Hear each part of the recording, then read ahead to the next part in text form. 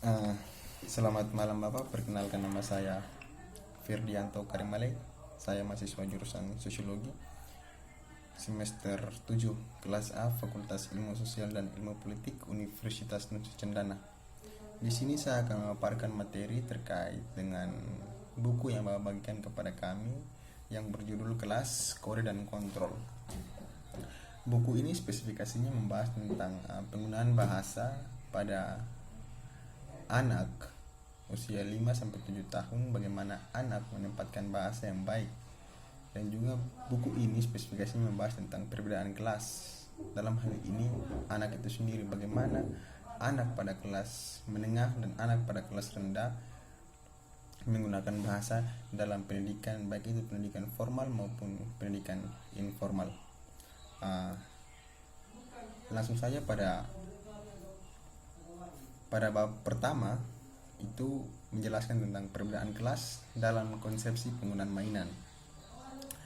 Ah, di sini dalam buku tersebut di sini menjelaskan tentang bagaimana unit penelitian sosiologi dari Institut Pendidikan Universitas London melakukan beberapa penelitian. Yang pertama, asal mula perbedaan kelas dalam daya tangkap orang tua terhadap pendidikan. Yang kedua, perkembangan anak usia 5 tahun sampai dengan 7 tahun. Dan yang ketiga, pengaruh pola komunikasi dan kontrol di rumah. Di sini mereka menggunakan sampel terdiri dari 351 keluarga yang diambil dari dua wilayah. Yang satu sebagian besar adalah kelas pekerja dan yang lain sebagian besar kelas menengah. Wilayah kelas menengah bagaimanapun menunjukkan sedikit bias terhadap kelompok sosial yang lebih tinggi dibandingkan wilayah kelas pekerja, menunjukkan bias yang sesuai dengan kelompok sosial yang lebih rendah. Mereka meneliti pembagian kelas di sini untuk bagaimana mensosialisasikan penggunaan bahasa terhadap anak. Lanjut, tampaknya penting untuk bagaimana kita memeriksa setidaknya karena ada dua alasan untuk mereka meneliti penelitian tersebut.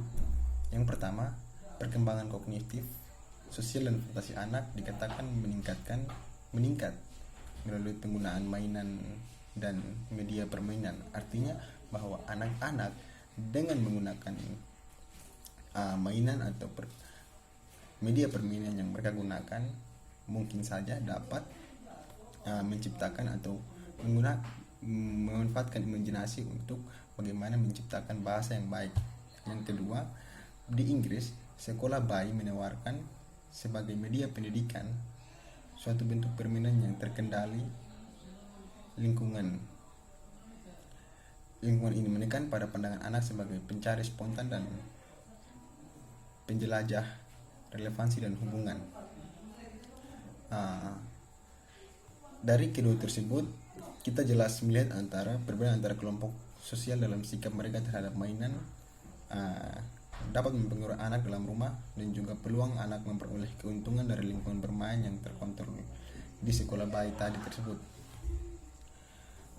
Itu menunjukkan bahwa adanya bagaimana anak itu pada kelas rendah dan kelas menengah itu mempunyai perbedaan yang sangat signifikan, di mana mereka disosialisasikan dengan sosialisasi yang berbeda. Tetapi di situ apakah ada atau tidaknya perbedaan dalam penggunaan bahasa? Kita lanjut pada bagian bawah nanti. Dari hasil penelitian yang mereka dapat, di sini dituliskan bahwa temuan bahwa ada korelasi antara pilihan peringkat ibu dalam jadwal mainan dan kecerdasan anak-anak mereka. Jika benar bahwa banyak anggota kelas pekerja tidak berbagi prioritas tertentu dalam hal ini konsep yang menyedasar mereka, maka anak-anak mereka meninggalkan konsekuensi perilaku dan kehadiran konsep semacam itu, yaitu kemungkinan peningkatan ukuran skor kemampuan. Jadi untuk anak kelas pekerja, seluruh urutan pembelajaran potensial mungkin tidak tersedia. Artinya bahwa orang tua kelas bawah atau kelas pekerja itu menyibukkan diri mereka sehingga tidak membeli atau memperhatikan anak mereka secara utuh karena sibuk dengan bekerja. Dengan argumen serupa yang tadi di atas tadi, itu dapat dikatakan bahwa selama konsep ibu kelas menengah tentang penggunaan mainan selaras dengan konsep sekolah bayi, maka anak kelas menengah lebih mungkin mengekspresikan daripada anak kelas pekerja. Artinya bahwa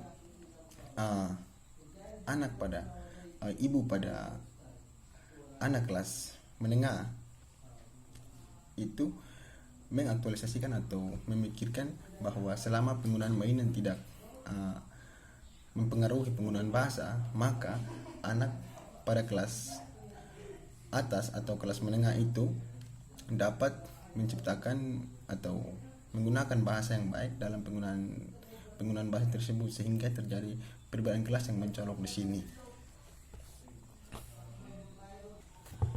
Lanjut pada bab 2 juga hampir sama halnya dengan bab 1, di mana ada perbedaan respons yang ditunjukkan dari kedua kelas tersebut.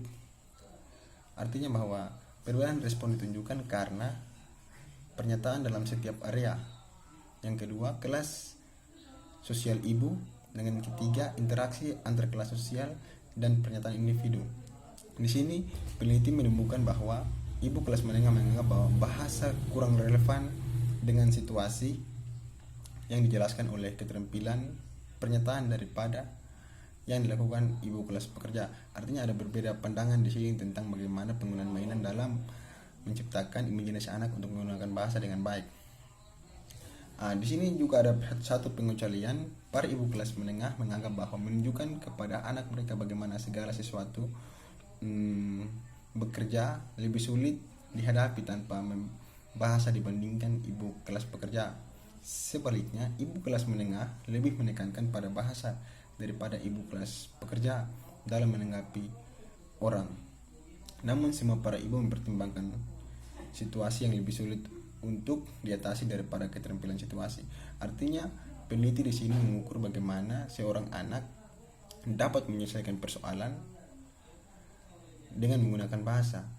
Pada kelas bawah itu tidak memperhatikan sama sekali penggunaan bahasa untuk menyelesaikan masalah, tetapi bagaimana cara mereka bertindak. Sedangkan pada kelas atas itu ibu-ibu atau orang tua yang perhatikan sekali bagaimana anak menggunakan penggunaan bahasa dengan baik dalam menyelesaikan suatu masalah. Lanjut pada materi berikut, yaitu perbedaan kelas sosial dan ekspresi ketidakpastian pada anak usia 5 tahun. Dalam setiap kasus di mana kelas sosial telah terbukti dengan penggunaan ekspresi ketidakpastian, artinya dengan ekspresi yang tidak mungkin pada anak-anak. Artinya anak-anak kelas menengahlah yang lebih sulit sering menggunakan ekspresi tersebut. Ini adalah poin dari beberapa signifikasi teoritis dan dalam diskusi yang akan kita bahas untuk menghubungkan bagaimana temuan dengan apa yang dikatakan oleh teori sosialisasi Bernstein. Hasil yang ditemukan pada penelitian ini mendukung hipotesa bahwa orientasi terhadap penggunaan ekspresi ketidakpastian lebih erat kaitannya dengan kelas sosial dibandingkan dengan kemampuan verbal. Selain itu juga, orientasi ini telah terbukti terutama sebagai fenomena kelas menengah. Hal ini menunjukkan bahwa orientasi penggunaan ekspresi tersebut terkait dengan pengalaman sosialisasi anak. Artinya bahwa ekspresi tersebut itu sangat berpengaruh pada sosialisasi anak pada masa kecil. Artinya dengan sosialisasi anak pada masa kecil itu akan terbawa bagaimana dia menggunakan bahasa di usia lanjutnya nanti. Di sini jelaskan juga bahwa prosedur sosialisasi seperti itu cenderung mendorong anak untuk berpikir fleksibel dalam berpikir, tetapi juga cenderung menimbulkan kecemasan pada anak. Artinya bahwa dengan kurangnya sosialisasi atau lebihnya sosialisasi itu dapat menimbulkan berbagai dampak pada anak di usia-usia remaja nantinya, seperti menimbulkan kecemasan atau berpikir terlalu jauh dengan apa yang ada pada kenyataan tersebut. Lanjut lagi, dalam buku ini juga di sini dibahas tentang kelas sosial dan bahasa kontrol anak-anak pada usia 5 dan 7 tahun.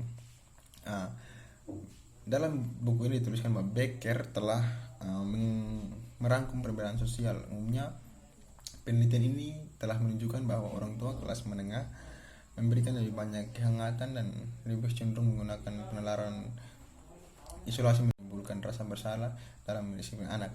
Artinya bahwa di sini orang tua menunjukkan ekspresi yang begitu lain terhadap anak sehingga anak dapat dikontrol. Anak merasa ibah terhadap orang tua sehingga anak dalam perasaannya sendiri bahwa saya ini berbuat salah. Lanjut lagi, diperkirakan bahwa lebih banyak anak-anak kelas pekerja dan pekerja akan menggunakan opsi-opsi penting, perintah dan ancaman, dan juga penceriaan represi, sedangkan lebih banyak anak kelas menengah akan menyebutkan penolakan dan pemberian aturan. Ini semua karena kendala situasional.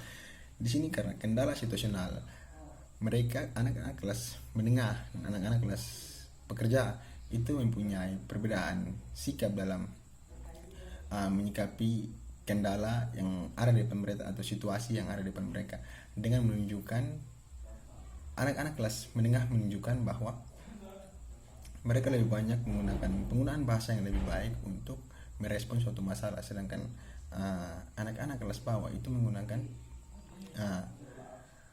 emosional seperti ancaman atau